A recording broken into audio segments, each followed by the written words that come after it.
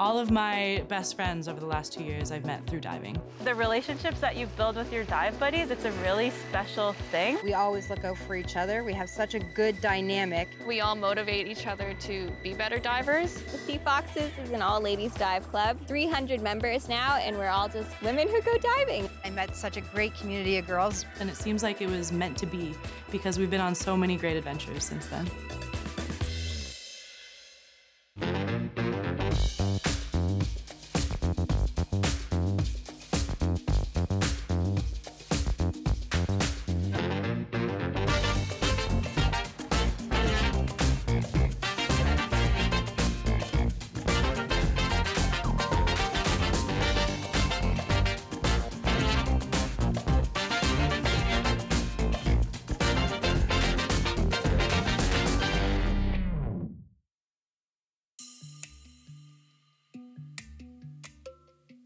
Earlier this summer, a friend and I were trying to figure out places to go explore in Nova Scotia. And I told Alana, Jen, and Sarah, like, it would be really cool if we could figure out somehow to get to Shag Harbor and do the UFO crash site. I really had never explored very much of the South Shore, and I didn't know of Shag Harbor or the UFO incident at all. Any new site is exciting, and the fact that you bring in all this history and mystery into it is super cool. I was so excited to do it because I was like, this is going to be a historic event. I could feel this sense of pride and identity walking into the museum that the Shag Harbor community has.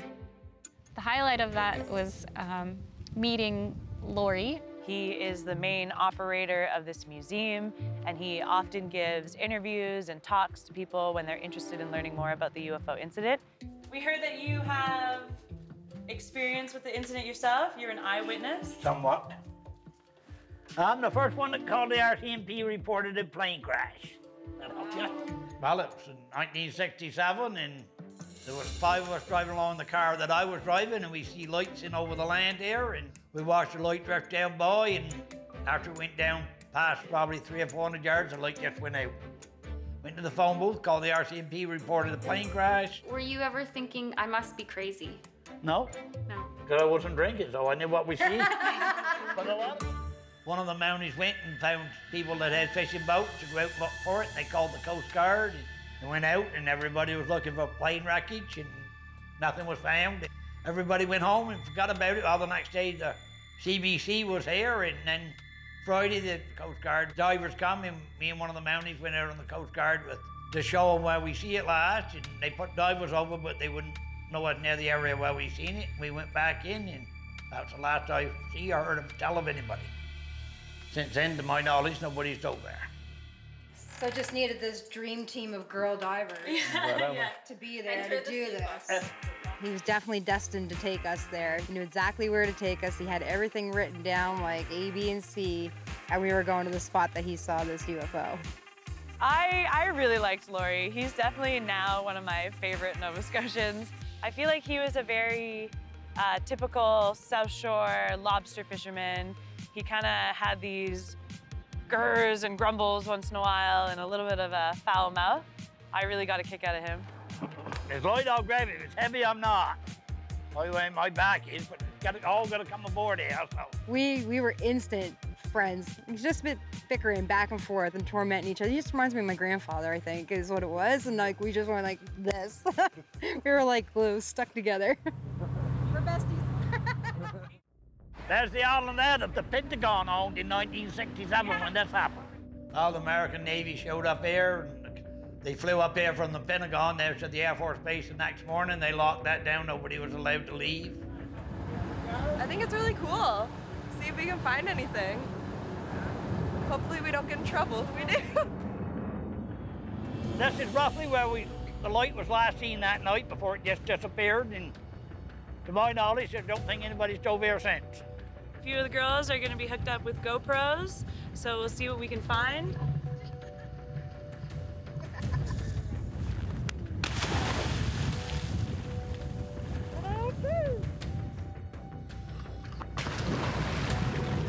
By the time the 5th diver, Jen, got into the water, the surface current did pick up quite a bit, so she was starting to be pushed out further from us. And I'm a pretty strong swimmer. And you're swimming, like if you're trying to swim forwards, it's pushing you backwards. So we were being kind of pushed in the water with that current. So we decided to just descend and not let go of the line. It was pretty eerie to descend. At about 30 feet down, it started to get very dark. Didn't know what we were going to see when I went down. I thought, are we gonna go down and see like a Russian plane? You never know. The water was clearing, and there was something below Alana and Abby. I thought, I can't believe it. We might be here. There might be something from this UFO crash. We ended up seeing a structure.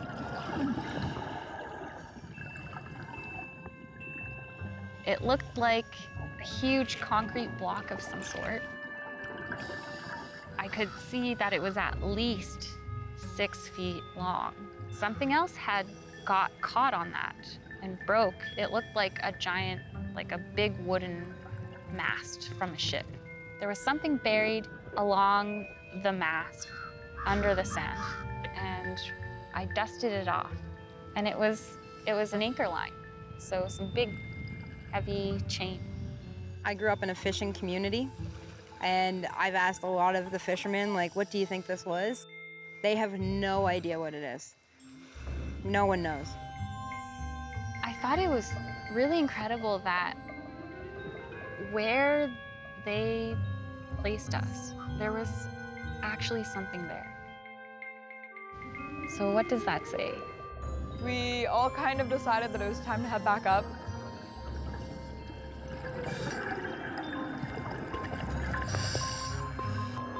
Hello! Everybody okay? We made it! Yeah. Metal or wood? It was maybe cement. Yeah. But then there's the round parts, wood.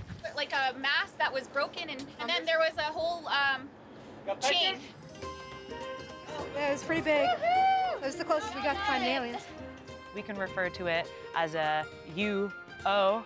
It wasn't flying, I don't think, but we definitely found some sort of unidentified object down there. We had a great day. I think they enjoyed themselves, and they did dive, and they did find something. They were pretty happy.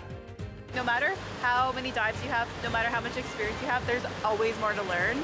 Everyone in the South Shore and everyone we met along the way was super friendly. And I think they really got a kick out of 5 women divers diving this crash site. The Shag Harbor dive will definitely be top on my list of most memorable dives forever, I think. Maybe we find something else the next time, you never know.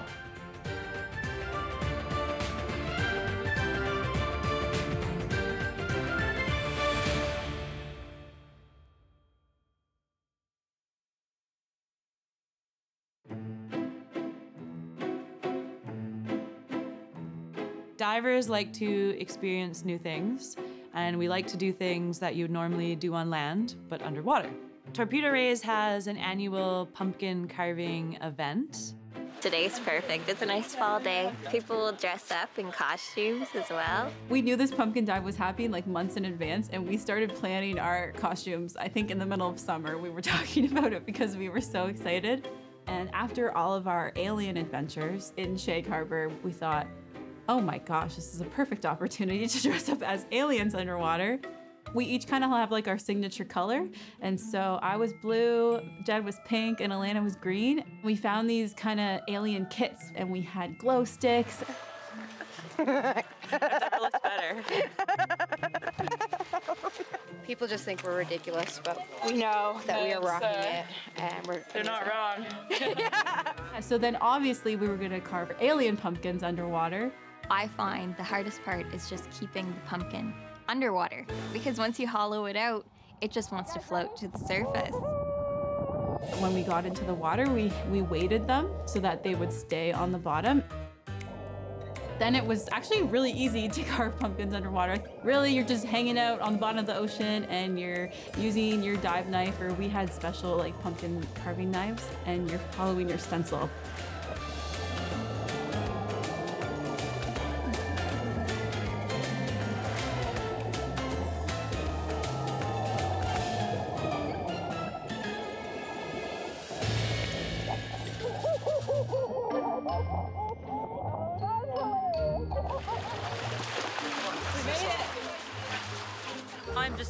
again. Yeah. Oh, poor plain old Wait, Sarah. put on your glasses and then you like Sarah with an edge. Yeah. Like, people had some pretty cool designs. I'm still pretty partial to this one right there. That's a big knife. That is a big one. One guy's pumpkin was super cool. It was supposed to be an anglerfish. That was cool. He won. First place. Here's your prize. Congratulations. Jen, Alana, Sarah, and Kyle, they all won the costume contest this year. I think by landslide. Theirs was really well done. It's something fun, it makes people laugh, it makes people happy, it brings us all together. So overall, it's just a good like community building exercise.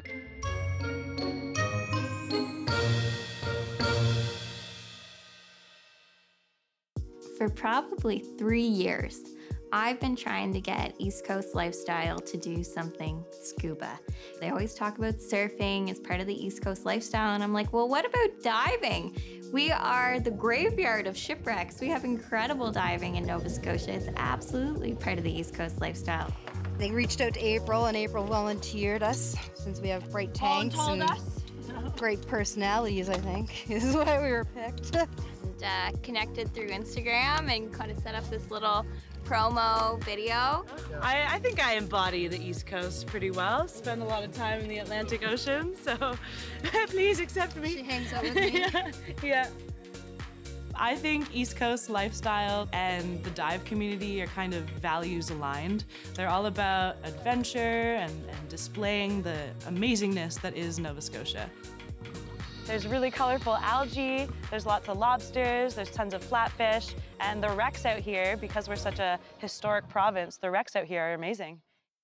It's really cool. We're at Cranberry Cove. You see the lighthouse in the background. We're all connected to the ocean, whether we realize it or not. Like here in Nova Scotia, it's very kind of obvious that we're all connected to the ocean because you're never far from it. My family's all lobster fishermen. None of them are divers. So they only know what they pull up in the lobster nets. Even a few lobster fishermen that I've talked to have never seen how a lobster swims underwater because they've only seen the lobsters above the water or in traps or while they're banning their claws. While scuba diving, you see at least 10 lobsters every dive. Whenever we're filmed for a dive, it's a much longer process. When a production team is there telling you what to do or do it again or stand over there, get in the water. But it was part of the fun for sure. I had so many people that I hadn't even watched yet, and people were like, was that you? And I was like, how did you know? The pink. We saw the pink. We just thought it was you. I was like, yeah, that was me. It was definitely a cool little project that we got to work on. Oh my God, it's so much fun. I was chasing lobsters as usual. Saw a few fish, looked for a seal, didn't find them. This went well. They are pros. Top-notch content. I'm glad. You have something a little bit niche, I guess, and people start to come towards you because it's something special and it's something unique. So being a young female diver in Nova Scotia is a little unique.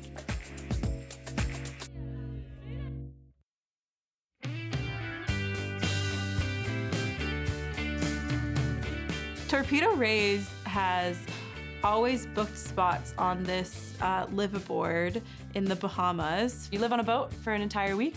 You sleep, eat, and dive on the boat. So it's definitely oriented towards divers. Bye. We spent 5 nights and 6 days on a 65-foot sailboat. We got to do 19 dives in a week, which, I mean, where do you do 19 dives in 1 week? It's unheard of. We started off like when we first started doing our dives, like we were doing 3 to 4 dives a day.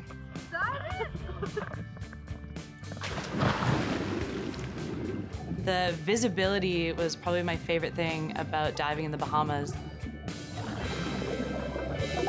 The Bahamas is specifically known for their crystal clear blue waters. Saw tons of stingrays, which I love. A few barracudas. I love barracudas. I like to chase those around. Probably one of my favorite things is the wreck dives. There was an airplane that was under the water. You could see where the airplane, the body of it was, and then the wings were off to the side, like they were broken off the plane. You can actually see all the growth, and you can see how the kelp and like all the vegetation is like really attaching itself. There was a wreck we did called the Austin Smith. At one point, it was actually intact, and in the last hurricane they had, it broke in half.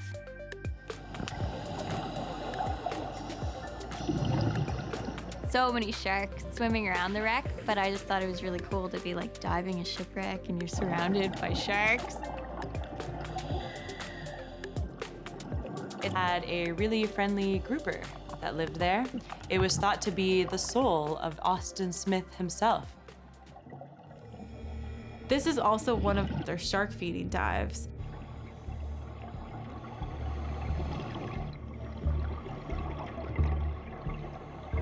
We're doing a shipwreck dive with sharks everywhere, so it was just extra cool. A lot of species are kind of scared off by the bubbles that scuba divers exhale as part of our apparatus, and so they're kind of deterred from the bubbles and our scent, so that they really don't have a lot of interest in us.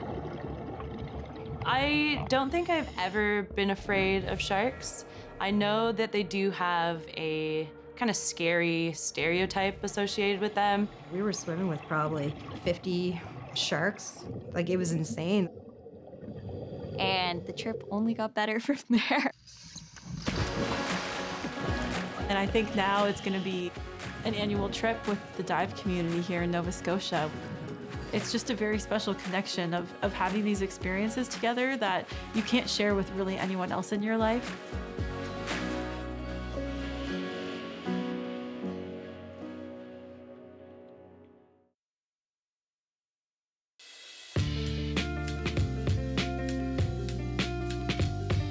Our core group of dive buddies had never been up to Cape Breton, so we made the plans to go up there and meet up with Harvey, an experienced diver up in Cape Breton, to take us out for some dives. He is Cape Breton diving. Harvey is the face of Cape Breton diving. I don't know if he would admit that. He's a man who's very, very knowledgeable, but he doesn't push the education on you. You're actually learning with Harvey without knowing you're learning. Harvey was chatting with us a little bit about what dive site to go to, and we all decided on Gooseberry Cove. Harvey gave us a really detailed, comprehensive dive briefing all about the shipwreck that we were going to explore. It's my favorite activity is to go exploring, looking for shipwrecks. I don't know what it is. It's just, I try to put myself, I guess, on the deck of it before it went down and try to imagine what the people that were on board were feeling at that time. And that shipwreck that I learned from Harvey was called the Montera. Ran aground and sunk in 1920, so we just passed its 100-year anniversary of sinking. And it was a cargo ship. It was carrying a bunch of molasses from Pennsylvania when it ran aground in the exposed kind of rocks. I am a lover of molasses. I'm gonna get Jen's gonna be licking the rat. Still taste it. We had to descend in about 5 feet of water and swim out for about 10 minutes. Harvey let us know that we were going into a big kind of kelp forest. It truly felt like a underwater enchanted forest made out of kelp. And the way the swell was, it looked like this, like it was a sea monster coming at you with like all of the kelp around you. And I was like, well, this is freaking wicked. Like, I'm in, I'm here for it. Like, I am so into this right now. This wreck has been heavily battered down by the waves. It's as if the ocean started to reclaim it. Then we get to the part where there's like part of the piston, like on the engine blocks and things like that. And the piston was still totally intact. And so that was really, really cool. Harvey pointed that out to us. When those lights just shone on it, it really gives you like this, like, almost like a fluttery feeling in your soul because you're just so excited with everything that you're seeing. The wreck was really, really awesome. And again, it was almost like a little bit inconspicuous because there was so much kelp everywhere that a lot of the structures were covered in kelp. You know, you always make friends as an adult, but when you join the dive community and everybody's so welcoming and willing to teach you things and show you new sites and take you out and start a new adventure, you definitely become tight. Oh my God. I love this dive. I want to do this dive like a million times again. It was awesome. I loved it. I really like that, yeah. We made such a great friend with Harvey and built such a great relationship with him. When you go on an adventure like this, you come back and you're like this, like you're just together. Like, we were riding the high for 2 weeks. We are so excited that the day has finally come. We've been planning this Oceans Week celebration for a few months now. So World Oceans Day dates back to the 80s even, and it's an international day. But Halifax actually had the largest World Oceans Week in the entire world. So what we've done is we've organized a dive against debris at Black Rock Beach in Point Pleasant Park. Testing, testing. Oh, there we go. Hi, everyone. Welcome to our Oceans Week celebration. We're going to be hosting a shoreline cleanup and a dive against debris. Come on out and register. We have exciting prizes. We have a barbecue. We're always picking garbage up out of the ocean every time we dive. We're always trying to make sure we're doing our part for the community. There's a submerged crane at about 25-30 feet, like a 10-minute swim. It's cool for us divers. We can go there and we can see the different cranes, and there's all kinds of different life that forms around it. But when you do look over and you see it's a port, you have to realize, wait, there's big tanker ships coming in, and with big tanker ships, there's a lot of garbage. We were almost pleasantly surprised at how little garbage there was, so that was really cool. Yeah, coming out with a big bag of trash, I guess, is a good story. But in our hearts, it felt good that we didn't find that much. We get some pocky sticks. Kind of looks like a shotgun shell. Somebody had a French vanilla with milk. A good friend of mine that I actually did my master's with, she works with OceanWise. So OceanWise is a global conservation organization. We work on 3 pillars of ocean conservation: climate change, plastic pollution, and my job, which is overfishing, so fisheries and seafood sustainability. And right now, overharvest and overfishing is one of the greatest issues that we face in the ocean space. OceanWise tackles plastic pollution as well. And we're seeing more and more in our seafood that there's microplastics in their systems, which ultimately we end up consuming as well. Yoel was a little boy that went to all of the ocean booths and was hanging out pretty much for the entire day. I remember handing him a piece of algae and I was like, "This is slimy, you want to touch it?" And he's like, "I love slimy." So at that point, I kind of saw the young budding biologist in him as well. I think getting them interested in the ocean is one of my favorite things that keeps me kind of motivated in this work. They'll grow up with that mentality, and hopefully throughout their lives will take that extra step. At the end of the day, we were drawing prizes, and Yoel really made an impact on me because I could see how excited he was about the ocean and how like meaningful this day was for him. I'm so excited, drum roll! The grand prize winner goes to Yoel!